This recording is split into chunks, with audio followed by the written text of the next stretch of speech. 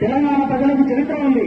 ఇది ఉద్యమానికి సంబంధించినటువంటి ఢిల్లీ నుండి ఢిల్లీ దాకా ఉద్యమాలు చేసి ఈ తెలంగాణ ప్రజల ఆకాంక్షను తెలంగాణ రాష్ట్రాన్ని సాధించిన చరిత్ర ఉన్నది. హక్కులు మన హక్కులు అనుకుంటే రావు. మనకున్నటువంటి వ్యక్తులటువంటి ఒక్కసారి ఎమ్మెల్సీ గెలిస్తే ఎమ్మెల్యే గెలిస్తే వాళ్ళకి పెన్షన్ ఉంటుంది. 35 సంవత్సరాలు మా పేదలు రాజురెడ్డి గారు చెప్పినట్టుగా ప్రభుత్వ సంక్షేమ కార్యక్రమాలు ప్రభుత్వం సక్సెస్ కావాలంటే ఖచ్చితంగా ఉద్యోగుల యొక్క సమన్వయంతో సాధ్యం అవుతుంది. అట్లా లేకుండా గౌరవ ముఖ్యమంత్రి గారు చాలా వరకు ఈ మధ్యకాలంలో మీరు చూస్తే అన్ని పేపర్లలో ఉద్యోగులు టీఏ హెల్త్ కార్డు నామినేషన్ ఒక 10 సార్లు వచ్చింది. మనల్ని కూడా దురదృష్టవశాత్తు ఉద్యోగ సంఘ నాయకులు పూర్వాభిషేకాలు పాలాభిషేకాలకు మొదలుపెట్టింది. దయచేసి ఉద్యోగులకు కేఎల్సీకి మా అందరికి విజ్ఞప్తి చేస్తున్నా. మనం ఉద్యోగం తీసుకున్నాం గతంలో ఉద్యోగం తీసుకొని ప్రకటించి బండి స్టార్ట్ చేసి ఉద్యోగం వెళ్లే ముందరనే ముఖ్యమంత్రి గారి గురించి మాట్లాడేది ఏం దాక్షాలు ఇస్తారా? గత ప్రభుత్వాలు వ్యవసాయం ఉద్యోగులు బాధపడితే ఈ రాష్ట్రం అభివృద్ధి చెందనే విషయాన్ని మీరు గమనించాలని ఈరోజు చెప్తున్నా. ఒకరి ఎందుకంటూ అతను విక్షేపిస్తున్నావా?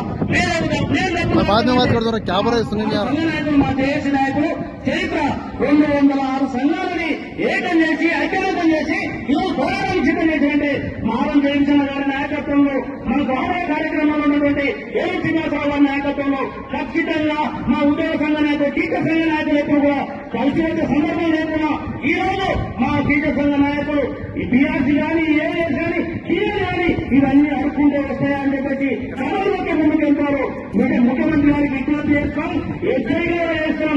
గత ప్రభుత్వాలు ఉద్యోగం పెట్టుకున్న ప్రభుత్వాలు ఏ ప్రభుత్వాలు కూడా మనలో సాధించిన చరిత్రలో గౌరవ కేసీఆర్ గారు మాజీ ముఖ్యమంత్రి గారు మనకు ఉద్యోగులకు పిఆర్సీ ఒకటో పిఆర్సీ కానీ రెండో పిఆర్సీ కానీ ఐఆర్ కానీ టీఎల్ కానీ ఇచ్చిన వాటి మాట్లాడిన ఒకటే మాట వారిని ఎక్కడ కూర్చోవడం చెప్పవచ్చు. కుక్క తోటలు ఉంటారు. కుక్కలు మనకు ఉద్యోగం కానీ కళలు కానీ కుక్కలు పెంచేటువంటి వారికి ఎన్ని రకాలుగా పోలింగ్ ఉద్యోగం చూసుకుంటే వారికి అర్థమైంది, ఓపెన్ చూసుకుంటే అర్థమైంది. ఉద్యోగులు పెన్షన్లు అందరూ కూడా మా పెన్షన్లు 30 సంవత్సరాలు సర్వీస్ చేస్తే మా పెన్షన్కు ఆరోగ్యం కాపాడుకోవడం మాకు ఎందుకని ఏమైనా అంటే అనుకునే పరిస్థితి ఉంది. ఈరోజు ఒకటే వాడు చెప్తున్నాం, మీరు సంక్షేమ కార్యక్రమాలు అన్ని చేసుకోండి.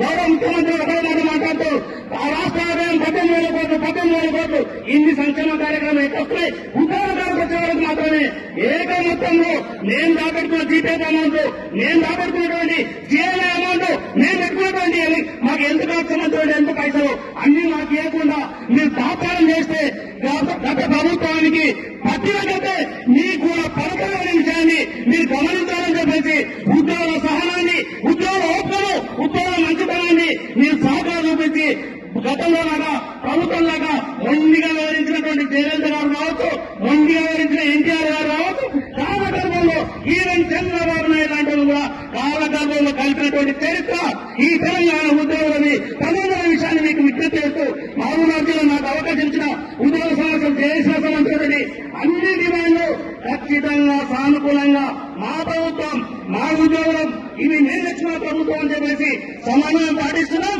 ఇప్పుడు ఇప్పటికే చాలా సార్లు ఎంపీ సంబంధించిన డాన్స్ ఆఫ్ కౌన్సిల్ ఏర్పాటు చేసిండు. రాష్ట్ర స్థాయిలో ఒక్క సమావేశం ఏర్పాటు చేయాలి. పెన్షన్స్ వచ్చేసి పెన్షన్ విధంగా దౌర్భాగ్య పరిస్థితి హైకోర్టుకి వెళ్ళి మా పేమెంట్ చేయాలని అడుక్కుని కోర్టు కేసేస్తే